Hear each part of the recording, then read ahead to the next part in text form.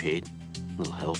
MJ, you see, Harry, like all great men, knows that actions speak louder than words. Huh. Is that so? In that case... How you doing? Hey, at least let me enjoy it for a minute. Well, Spider-Man has evolved in many different ways. See, originally I started writing him 1,000,000 years ago, but since then, I can't even count how many other writers have written the stories, how many other artists have drawn them. Now, as you can imagine, every time a new writer takes over the series, he will put his imprimatur on it. He'll give it his style. The artist will always give it their style. So over the years, he's changed slightly, but he's never deviated from the basic concept that he has to be a realistic, believable, empathetic, heroic character. When we knew we were doing Spider-Man as a CG animated show, we were so excited because there were so many opportunities artistically to do something that had never been done before. Adu's enthusiasm is very infectious. He has believed 1,000% in this project and has said from the very beginning, you guys aren't going to believe how it's going to look. And it's just fantastic, and we've done this, and the technology is unbelievable. And, you know, as an actor, you nod and you go, all right, can't wait to see it. I'm not going back to the gulag. Don't worry, I've got other plans.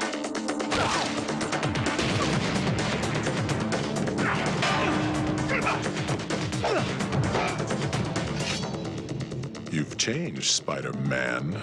I love the artwork, I love the acting, I love all the subtle things, the way the body language, the way the characters react when they're being spoken to, the way they speak. It's just, to me, everything that an adventure animated series should be. Never underestimate the superhero. Oops. That never happens. Prior to Spider-Man, I actually had 2 other series that were also computer animated. Shows like Starship Troopers and Heavy Gear. Starship Troopers was a 40-episode series, did very, very well. It was actually nominated for an Emmy. It was a very realistic space drama set in far-flung galaxies where we fought bugs and people had great adventures. So, having worked in CG before, we knew we wanted to do something fresh, something different. And for us, trying to figure out what exactly that was going to be was a really dynamic process. We wanted something that would be very pleasing to the eye. We wanted something that was very colorful, that had opportunities for lighting that traditional 2D animation did not permit. We found that the closer we got to realism, the creepier the characters got. They're sort of like stuffed, flayed people or marionettes, you know, Thunderbirds are go. And the closer we got to perfecting it, the more off it felt. So it was a very natural choice to say, let's go somewhere else. Let's make a choice that's very graphic.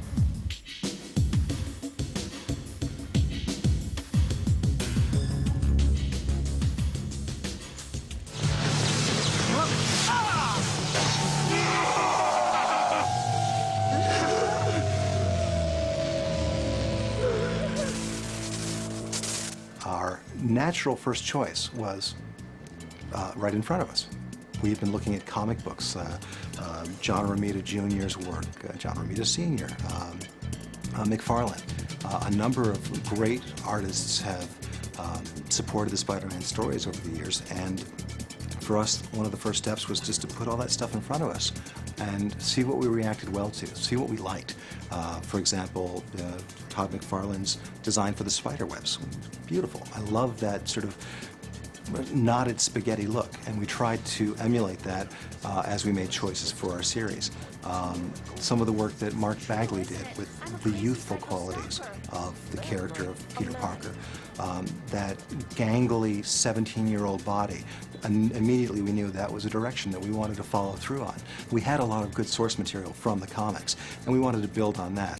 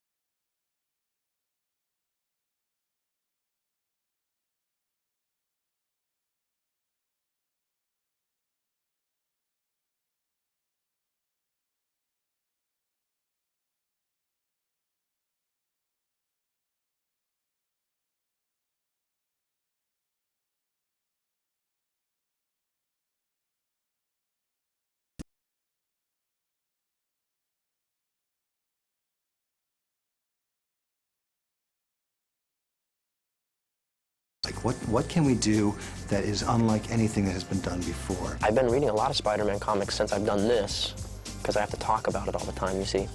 And it's great. It's a great dynamic to have a teenage character that's a superhero. No, that's okay. Maybe you'd like to sit behind the desk. Just let me know. I certainly have nothing better to do in my own office. Sorry, Mr. Jameson, I've got to go. Parker, get back here. I'm not done throwing you out. The writing process for a show like Spider-Man is very dynamic. There's a number of people that are involved. Primarily, our executive producer, Morgan Gendell. They brought me in. I read a few of the scripts. I thought, yeah, I could have fun doing this. I hadn't been involved with animation before, but I came in and basically looked at a few of the scripts that had already been written, saw what was needed, started some new stories in development, and got things rocking and rolling. Morgan has this extraordinary experience in television. He'd come off of shows like Law and Order, Nash Bridges, VIP, and he'd actually never done animation before. So for him, it was like a kid in a candy store. Oh, you mean I can do that? You know, I can actually have them fly through the buildings and, you know, crash through windows and so forth. This expanded his capacity as a storyteller. So he was thrilled. He had a lot of energy from the very beginning. Well, one of the first things they said to me was, if you can do it in live action, then don't bother doing it in animation. Meaning, we do things a lot, different isn't quite the word, but you can bend reality a little more than in live action. You don't have to adhere to some of the rules you do in live action. He would participate with us at not only as a writer, but also he would come to the recordings, and he would join me later in the process to sit through and flip through storyboards and offer constructive comments on how to direct the shows and how to craft the storytelling. The great thing today, both with Audu, the way he runs things, and using the internet, I would get probably about 15 emails every day with JPEG files showing me rough sketches. Here's 10 rough sketches of possible gadgets. And I say, well, I like these couple. And they come back, here they are refined. And here they are colors. Every step of the way, I really had input. I mean, it's not to take away anything from the creative people who do the creative job, but I at least could make sure when I thought of this story idea, or in conjunction with the writers, when we thought of stories and beat them out into outlines and wrote them as scripts, is this what we were picturing to tell that story? MJ, deep down inside me, I'm afraid there's a big, boring nothing. I don't know what else I can tell you, except for the coolest secret stuff about me, which I can never share with you. Like this. We also had to cast. We had to find voice actors who could bring our characters to life. We had over 200 actors audition for the key roles in our pilot episode. There were people from television, from film, from with extraordinary experience, and they were all very excited about the project, and very tough choice. I did a couple episodes of the Justice League and other series, and I thought it's just a great discipline to use just your vocal inflection to try and make a character work.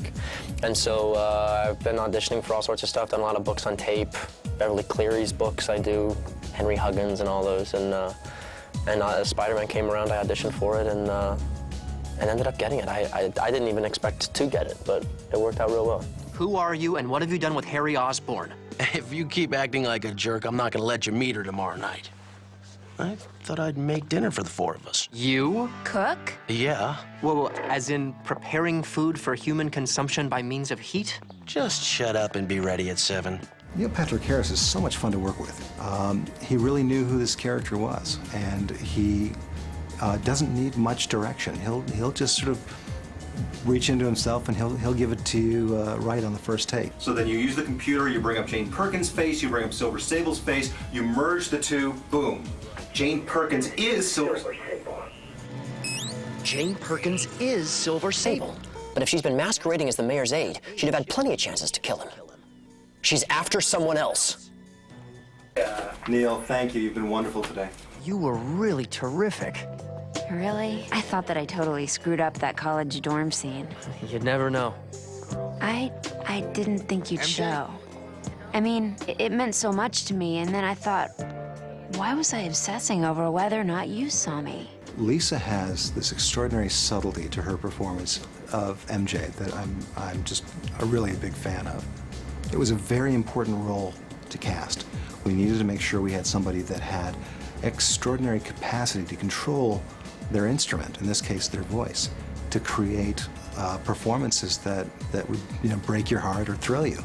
And at the same time, we needed a voice that was unique. We needed something that was unlike the voices you would typically hear in a television series, especially an animated series. And Lisa, being a singer, has this very personal quality to her voice, and there's no one else quite like her. Petey, I don't care if you go out with Indy. How'd you know it's her? It's written all over your face. I-N-D-Y. Hey, I broke up with you too. How come you never write on my face? One of the great challenges to being a voice actor for animation is being in the moment. And the challenge is that you're really in a room with microphones in front of you, often other actors around you, a music stand in front of you with pages of script, and sometimes they're not the same pages that you received the night before and you actually studied and rehearsed. You're basically kind of reading live off of the page, but you've got to be able to imagine that you are falling off the side of a building, that you are swinging through the city, that you are about to be kissed by a man in a spandex suit who's dangling upside down from the side of a building. And that requires a lot of imagination, and then that translation process to actually make it live through your voice. It's a rare talent. Hey, guys. Hey, MJ. Wow, is that Harry Osborn awake before 6 p.m.? Yeah, what's up with that? Sigma party tonight. You there? There's a party? Yeah, I'm there. You? Oh, yeah, I'm definitely party deprived. There's a party? So then we have a radio play. This is the tool that allows the storyboard artist to proceed with creating a visual performance that's sometimes up to 2,000 to 2,500 panels that basically defines what the film will be.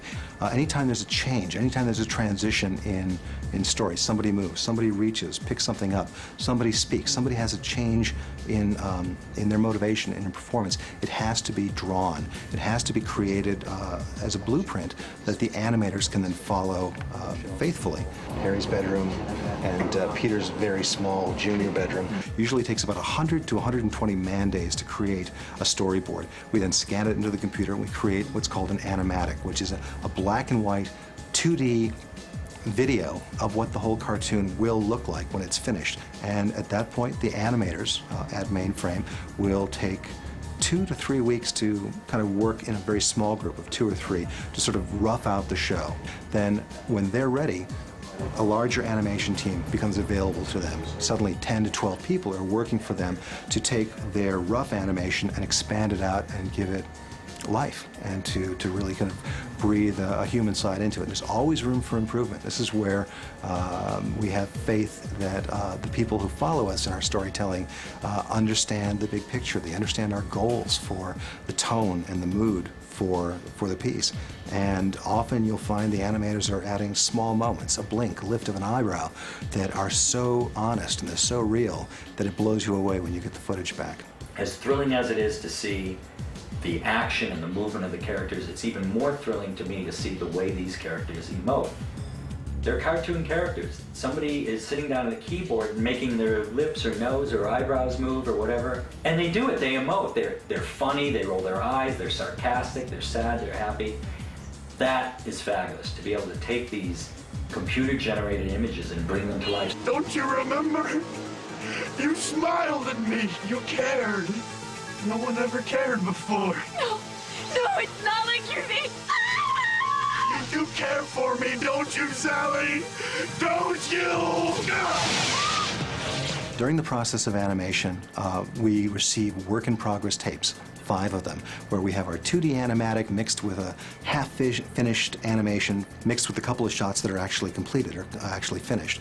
And then we will give notes on those as we go and kind of steer the process. So the animation team at Mainframe would have 3 weeks for initial production and an additional 10 weeks for animation. When the animation is finished, it's then delivered back to Sony, where we will do an additional edit. We'll cut about a minute out of it by pulling a frame here, a frame there. What we'll often do is we'll go into other episodes, other shows. We'll pull establishing shots, reaction shots of characters. One of the cool things about the process is because it's in the computer, because it's digital, we're actually able to separate Peter Parker, or Spider-Man, from the background.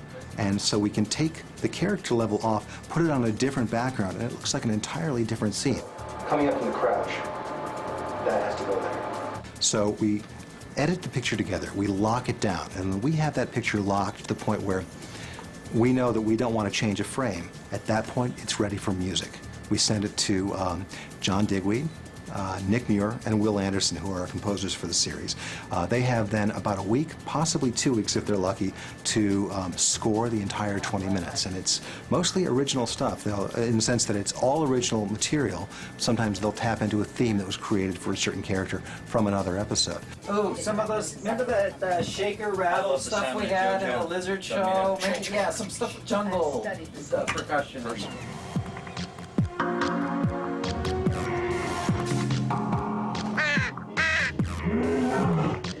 Odd hobby.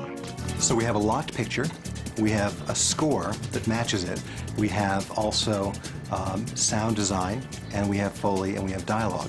It all comes together on the mix stage. And our process at the mix stage is exactly the same process that you would use in a feature film, where we are making choices about where the music is up, where the sound effects are up, echoing voices, creating special effects for monster voices, and we bring it all together.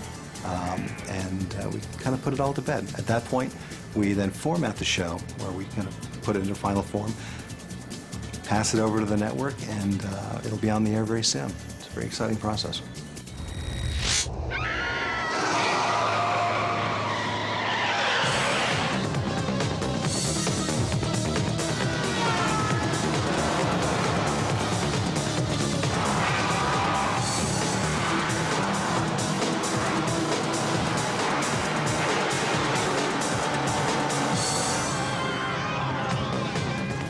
The other dynamic to it all is we do have 13 episodes. They're going simultaneously. It's an assembly line.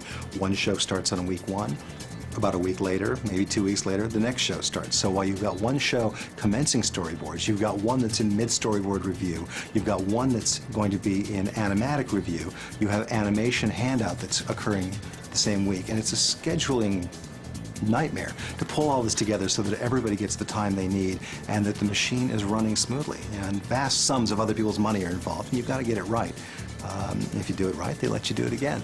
Funny thing, when I first began the character, I've been asked so often, how did I feel? Did I ever expect that today there'd be major motion pictures and great television animated series and so forth?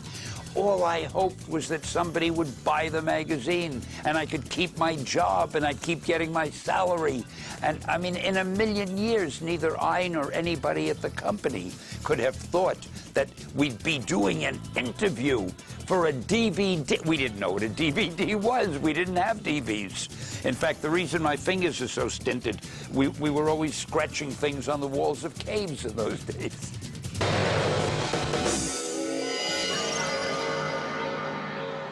Huh.